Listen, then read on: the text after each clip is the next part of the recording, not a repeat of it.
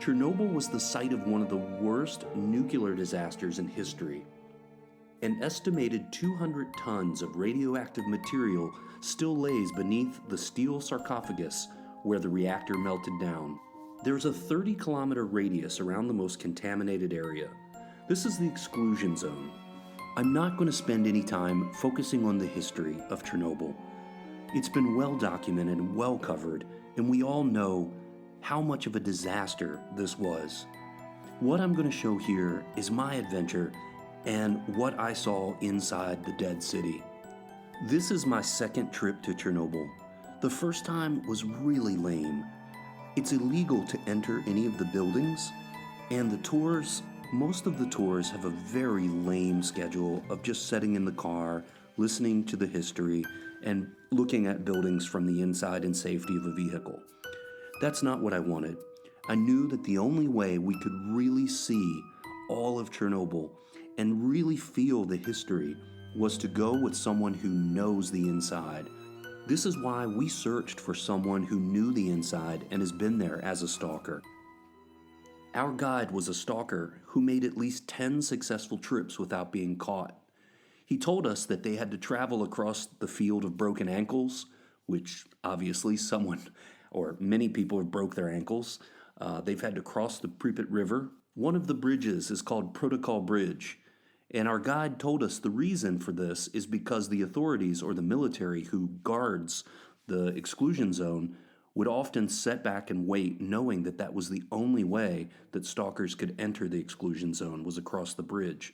Now, when I say stalker, I'm not talking about your ex-girlfriend that peeks in your windows and leaves dead animals in your vehicle. I'm talking about the groups of people that illegally enter the Chernobyl exclusion zone and they explore everything. There are some big risks to being a stalker. For one, everything here is dangerous. There are roofs that are about to collapse. I saw stairs with holes in them, and we were walking in places where anything could have collapsed at any time and fell. And there was nothing holding some of these places together except for hopes and dreams. So one, there's instant death or injuring yourself. And then second, there's the illegal aspect of getting arrested and a pretty serious fine. Walking around, yeah? Here it's more or less enough light for us to understand where are we standing, walking. But some parts of the structures, they are completely dark. So if your cell phone run out of charge, you're doomed. So for example, you're walking the same metal bridge, yeah? It could end in 5 meters.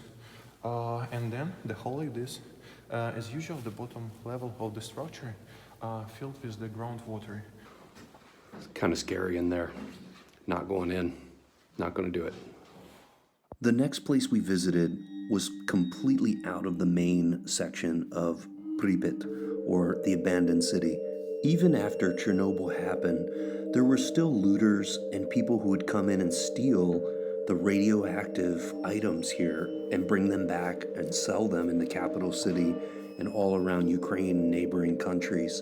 Much of the valuable stuff is already gone, but it's still interesting to see what's left of a big city.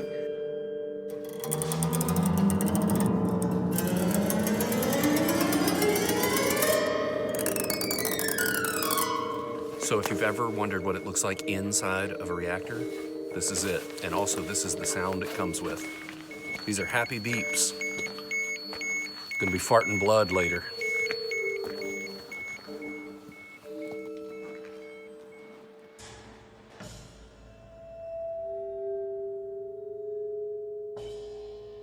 So the scaffolding at the top falls down. That's a piece that fell. Our guide told us that if we hear anything, any noise, run as fast as you can because something is falling.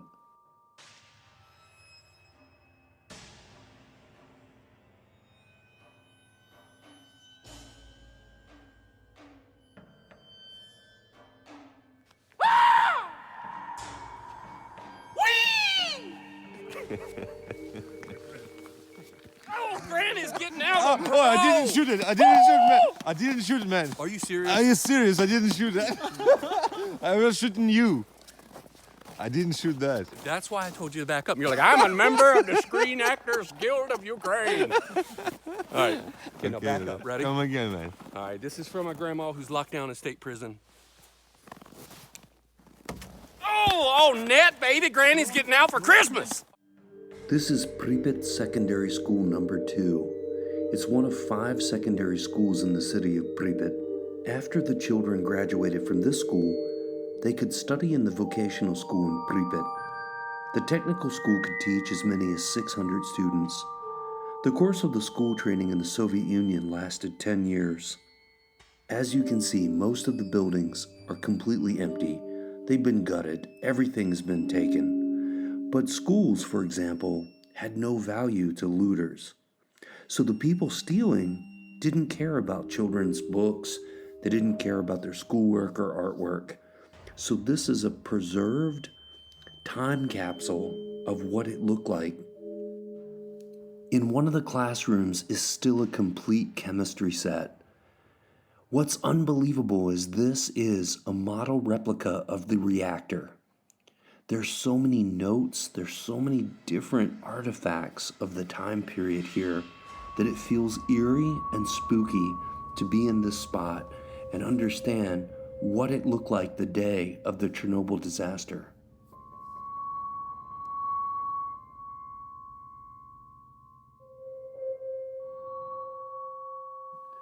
These posters were created by the children showing the capitals of the Soviet republics.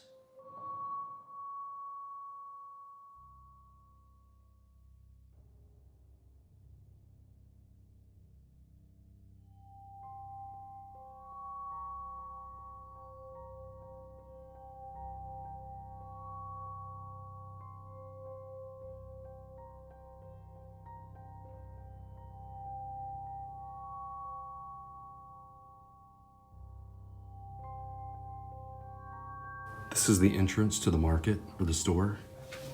I'm just gonna peek inside. It's highly illegal to be inside the buildings. The fine is really high. As a foreigner, they'd like to make an example.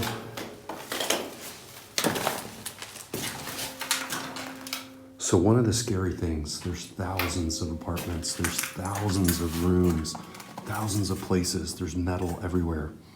One of the scariest things is this metal is currently being recycled and has been recycled since the collapse of the Soviet Union.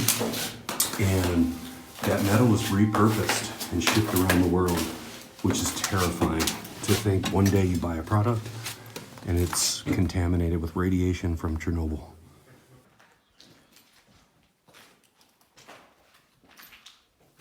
We get the real stalker experience. We have to run. We're not supposed to be inside the building, hauling ass. This is real stalking.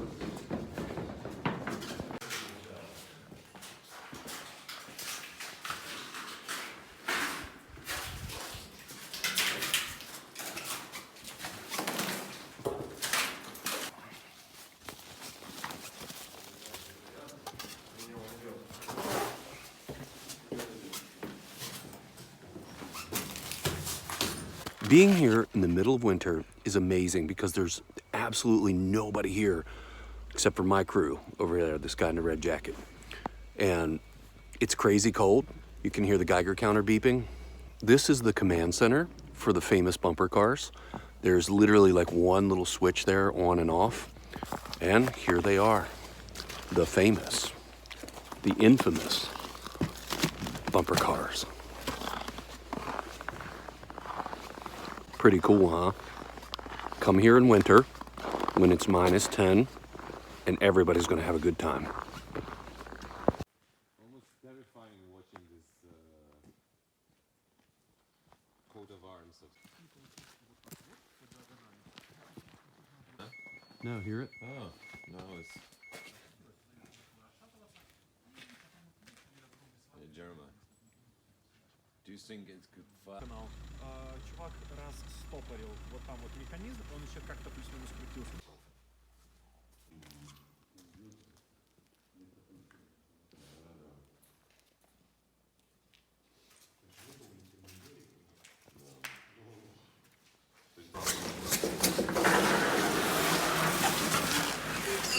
that's how you die.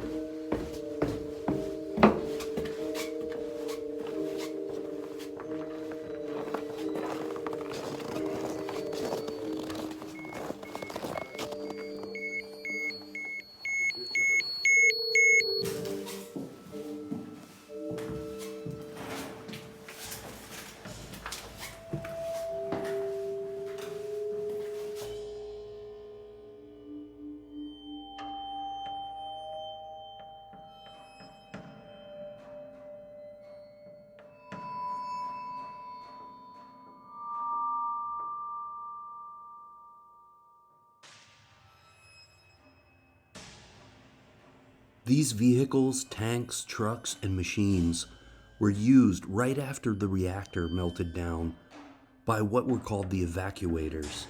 So these are the people that came from all around the former Soviet Union to help clean the radioactive materials.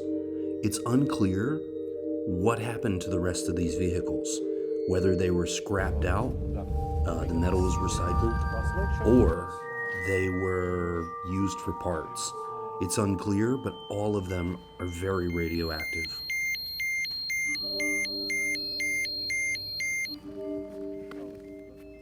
Picture with the help of technology LIDAR. Do you know what is 21 microsieverts per hour or 3100 microrentgens per hour, a load level or 0.3 microsieverts or 30 microrentgens.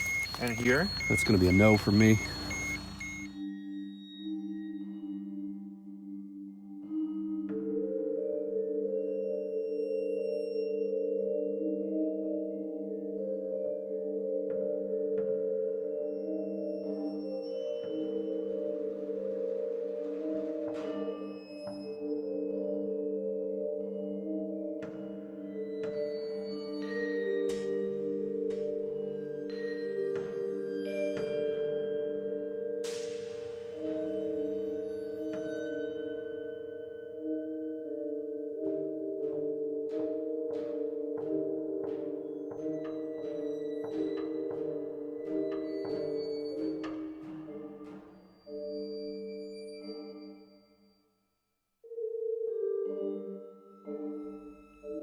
This is the Duga radar system. Basically what this was designed to do in the 1960s, the Soviets wanted an early warning radar for their anti-ballistic missile systems, meaning that if the United States launched a missile attack, they wanted to know when it was coming. This would allow them enough time to launch their own nuclear weapons for mutual destruction. We wanted to climb the tower, but our guide told us it wasn't a good idea. For one, the metal's radioactive, and two, we would be seen from really far away. But what we did get to do was go into the control station. Here, there were unbelievable amounts of computer racks and all types of control boards and circuits. Now, by today's standards, most of these computers that occupied a full room have the same processing power of an iPhone or an Android, because, at least the computers in those days didn't lock you into a system where you needed to buy a new computer every time the system updated. Chernobyl is not just an amazing place because there's a dead, abandoned city. The horrible tragedy, by official numbers, poisoned a very small number of people, but that number is astronomically higher, and people still suffer the effects today. This place is more than just a tourist destination, and you can feel a very uneasy energy here. Every apartment, every book, every shoe belonged to someone. That was a part of someone's life. As amazing as this trip has been, but what I can't help but think is just how crazy it is that splitting an atom, creating nuclear technology, is one small mistake away from a global catastrophe. This is probably my final trip to Chernobyl. I think after 2 times I've seen what I needed to see, but I would recommend that anyone who has the chance go and check it out for yourself. Contact me, I know some stalkers.